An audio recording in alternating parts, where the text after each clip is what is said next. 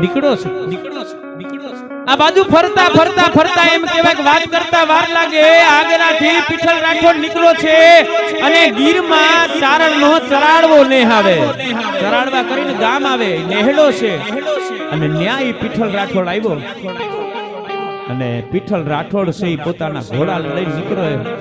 ચારણની 5 વર્ષની નાની એવી દીકરી પોતાના પારુડા પોતાના ઢોર ઢાખર લઈ અને ચારવા માટે નીકળી છે અને આના ઘોડાને જોઈ અને એના પારુડા ભડકા એના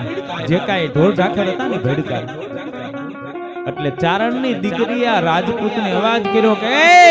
આ ખડખડ ખડખડ કરતો ધોડા આવસ તને ખબર નથી પડતી મારા પારુડા ભડકે છે રાજપૂતને એમ થયું કે આવું તો કોક જગદંબા બોલી શકે બાકી અમારા રાજપુત્રી સામે બોલવાની તાકાત કોનામાં હોય અને એ પોતાની આતરવાહી પાઘડી છે એ માના ચરણમાં નાખી નમન કરી વંદન કરી અને માના પગમાં પડ્યો છે માને વિનંતી કરી છે કે હે માં હવે તો તાયર તોય તું માર તોય તું હે હવે તો તાયર તોય તું માર તોય તું હે ભગવતી હવે રક્ષા કરવાની છે તારે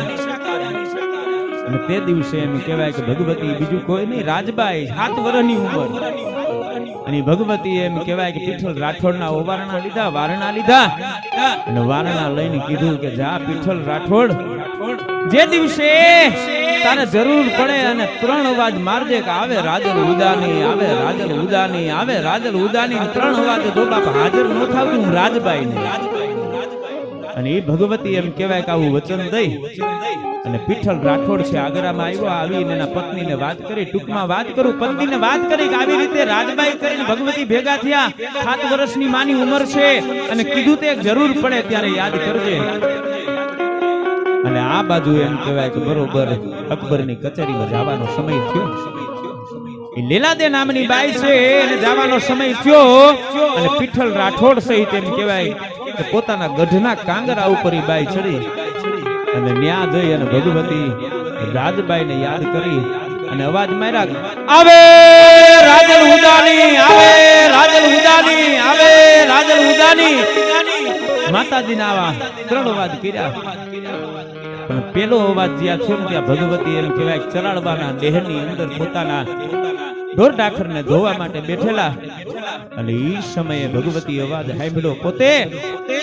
ઢોર દોતા હતા એને ભાભીને કીધું કે ભાભી આ ઢોરને હવે તમે દોઈ લ્યો મને મારો દીકરો બોલાવે છે અને ભાભી કે હું તો મારા દીકરાને ધવડાવું છું મારા દીકરાને સ્તનપાન કરાવું છું અને ભગવતી રાજબાઈના મુખમાંથી શબ્દો નીકળ્યા છે કે આજે મરે તારો દીકરો મને મારો દીકરો બોલાવે છે અને તું આ દીકરાને લઈને બેઠી છો અને આવા જ આ શબ્દ માતાજીના મુખમાંથી નીકળ્યા સાહેબ દીકરાનો ડોકનો કાંટો મેળાઈ ગયો દીકરો મૃત્યુ પામ્યો અને એ ભગવતી રાજબાઈએ કીધું કે ભાભી જો મારા બોલ માથે વિશ્વાસ હોય ને તો આ દીકરાને ઓરડામાં બંધ કરી દે હું દિલ્હી જાઉં છું અને દિલ્હીથી પાછો આવીને તારા દીકરાને હજીવન કરીશ અને ભરોસો હતો કે જેના કહેવાથી દીકરાનું મૃત્યુ થાય ને એના કહેવાથી પાછો હાજોય થાય હે અને એ એમ કહેવાય કે રૂમમાં ઓરડામાં બંધ કરી અને આ બાજુ ભગવતી નીકળ્યા આ બાજુ પીઠલ રાઠોડે હોક અવાજ કર્યા એટલા હોક અવાજ કર્યા મનમાં એમ થયું કે 7 વર્ષની દીકરી કીધું તું આવીશ પણ આવશે કે નહીં આવે ભરોહો ન અને જ્યાં ભરોહો તૂટે ને ત્યાં વાત પૂરી થઈ જાય હો કારણ કે અંતરના ઊંડાણથી જો કરો આગલો તો ધીંગલું ચીથરાતું નહીં ધૂણે પણ અંદરથી કંઈક અવાજ થાવો જો કે એ માં એ ભગવતી કેમ નો આવી હાલની તારીખે આવે પણ અંતરના ઊંડાણથી કંઈક આગલો થાય તો આવે અને પીઠલ રાઠોડે હોક અવાજ કર્યા અને ભગવતી એમ કહેવાય કે રૂમઝુમ ધુમાક રૂમઝુમ ધુમાક રૂમઝુમ ધુમાક માતાજીના પગના ઝાંઝરના જમકારા થવા માંડ્યા ભગવતી આવી અને આવીને પીઠલ રાઠોડે માતાજીને પ્રશ્ન કર્યો કે ભગવતી કીધું તું 3 વાગે આવી હે 3 વાગે આવીશ ને હો વખત અવાજ કર્યા આમ થોડું હોય કદી માએ એમ કીધું કે તે પેલો અવાજ કર્યો ને એટલે કીધું કે કીત દિલ્હી એટલે હું દિલ્હીમાં ગઈ પછી 2-3 વાગે નો આવી એટલે તે તરત કીધું કીત આગરો હું ઠેઠ આગરામાં ગઈ અને તું પાછો બોલ્યો ચિત ચારણ ચરાડવો ને એટલે હું અહીંયા આવીને પાછી ચરાડવાના નેહમાં ગઈ કીત દિલ્હી કીત આગરો કીત ચારણ ચરાડવો ને તને મગજમાં એમ થયું કે 7 વર્ષની દીકરી અહીં થોડી પૂગે અને તને તારા ભરોસો ઉઠ્યો ને એટલે બાપ હો અવાજ કર્યા બાકી જગદંબા માથે ભરોસો હોય તનનું કીધું તું ને એકે હાજર નો થાવ તું રાજબાઈ અને ઈ ભગવતી એમ કહેવાય કે રાજબાઈ આવી અને સુંદર મજાની ડોલી તૈયાર કરવામાં આવી ડોલીમાં માતાજીએ લીલાદેની જગ્યાએ માં ભગવતી રાજબાઈ બિરાજમાન થયા અને રાજબાઈમાં એમ કહેવાય કે ડોલીમાં બેઠા છે અને ડોલીને લઈને ધીમા ધીમા ધીમા ધીમા ડગલા માંડતા માંડતા એમ કહેવાય કે અકબરની કચેરીમાં ભગવતીની ડોલી લઈને ગયા અને ડોલીને ત્યાં નીચે મૂકવામાં આવી બધા જોવા માટે આતુર થઈ ગયા છે કે રાજપૂતાણીના રૂપ કેવા હોય આજ સભા અકડેઠાટ ભરી છે અને એમાં એ ડોલીને નીચે મૂકવામાં આવી અકબર નીચે ઉતરો અને પડદાના ચકને આમ કરીને જ્યાં અડગો કર્યો ને ત્યાં તો અંદરથી ભગવતી રાજબાઈ માં બિરાજમાન છે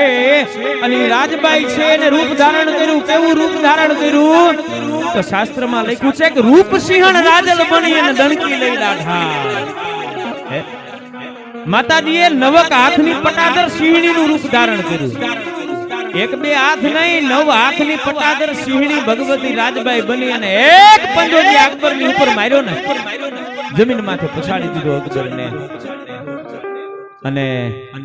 અકબરે બે હાથ જોડી માં ભગવતીને વિનંતીઓ કરી છે કે હે માં માફ કરી દે આજ પછી કોઈ દિવસ રાજપૂતાણી નહીં પણ કોઈ બેન દીકરીની સામે નહીં જો અને લીલાદેવીએ પણ વિનંતી કરી કે માં માફ કરી દે અને આવા તો અનેક પ્રસંગ માતાજીના ઈ રાજબાઈ જેના નામનું મંદિર હતું અને મંદિરને હટાવીને ત્યાં કિલ્લો બનાવ્યો કિલ્લો બનાવવામાં આવ્યો હોય કિલ્લો કોઈ રીતે બનતો નથી એટલું જ નહીં એના પૂજારી હતા વાણિયાને પૂછવામાં આવ્યું બાદશાહે પૂછ્યું કે શું કામ નથી બનતું કે અહીંયા રાજબાઈની નાની એવી ડેરી હતી અને ડેરીને તમે પાડીને ન્યા તમે કિલ્લો બનાવો છો આ કિલ્લો આજે નો બને કાલે નો બને કે હવે એ કિલ્લો બનાવવો હોય તો માં ભગવતીએ સપનામાં આવીને કીધું કે જાજા વાણિયા કહી દે બાદશાહને જો અહીંયા કિલ્લો બનાવવો હોય ને તો એક એક પાણા માથે ઉદાની રાજલ આવું લખે ને તો કિલ્લો બને માથે મારા બેહના અને એક એક ગઢના કાંગરામાં આજની તારીખે તમે જઈને જોઈ શકો એક એક ગઢના કાંગરામાં ઉદાની રાજલ લખેલું છે અને એટલું નહીં માતે માતાજીનું મંદિર બનાવવું પડ્યું મુસલમાન બાદશાહ એટલે આ માં છે આ ભગવતી છે અને એ ભગવતીને યાદ કરતા મને કહેવાનું મન થાય કે સડ મહી તુજ વાસો પલ પલ સદા માં જાગતી સડ મહી તુજ વાસો પલ પલ સદા માં જાગતી દિન રાત તાલા બાળની સંભાળ માં તું રાખતી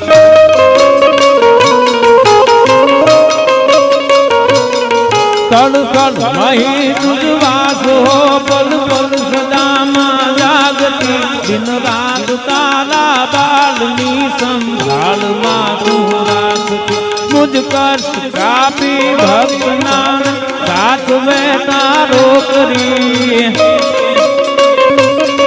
હે માત ચામુંડ યાદિય સતતી પતિત પાવન ઈશ્વરી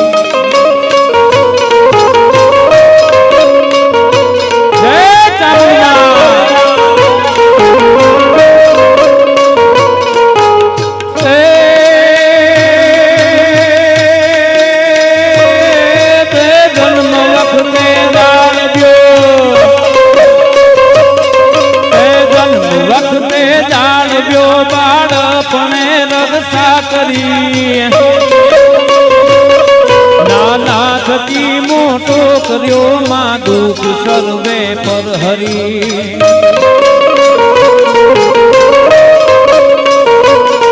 અગ્નિ જ્યાં ઉપકાર છે વાળી શકું ના હું જરી હે માત કુળદેવી આદિ શક્તિ પતિત પાવન ઈશ્વરી માં પતિત પાવન ઈશ્વરી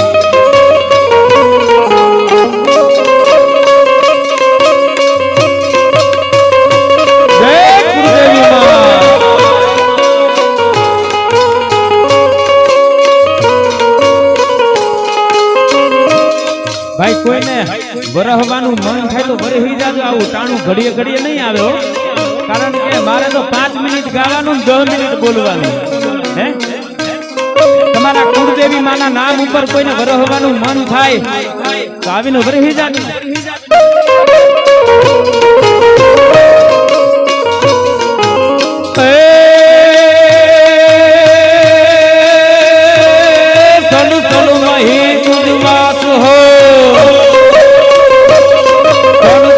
અહીં તુજવાસ હો પલ પલ સદામાં જાગતી, દિન રાત તારા બાળની સંભાળમાં તું રાખતી. પલ પલ અહીં તુજવાસ હો પલ પલ સદામાં જાગતી, દિન રાત તારા બાળની સંભાળમાં તું રાખતી. मुझ कष्ट का भी भक्त नामे साधे तारो करी, हे मात कुलदेवी आद्य शक्ति पतित पावन, ईश्वरी मां पतित पावन, ईश्वरी मां पतित पावन ईश्वरी. आ तो भगवती कुलदेवी ની વાત થઈ અને આજ આ પરિવારને છોડી અને જેથી બાપ જેવું પાત્ર જતું રહ્યું હોય ને સાહેબ, તે દિવસે આપણા શાસ્ત્રમાં મા બાપ માટે ખૂબ કહેવામાં આવ્યું છે. મા બાપ માટે ઘણું બધું કીધું છે. મા બાપ માટે તો ત્યાં લખી શાસ્ત્રોમાં લખ્યું છે કે ભૂલો ભલે બીજું બધું મા બાપ ને ભૂલશો નહીં, અગણિત જ્યાં ઉપકાર છે વાળી શકું ના. બાપ જેવું પાત્ર જે દિવસે આ પરિવારને મૂકીને જતું રહ્યું હોય ને, તે દિવસે કહેવાનું તો ઘણું બધું મન થાય.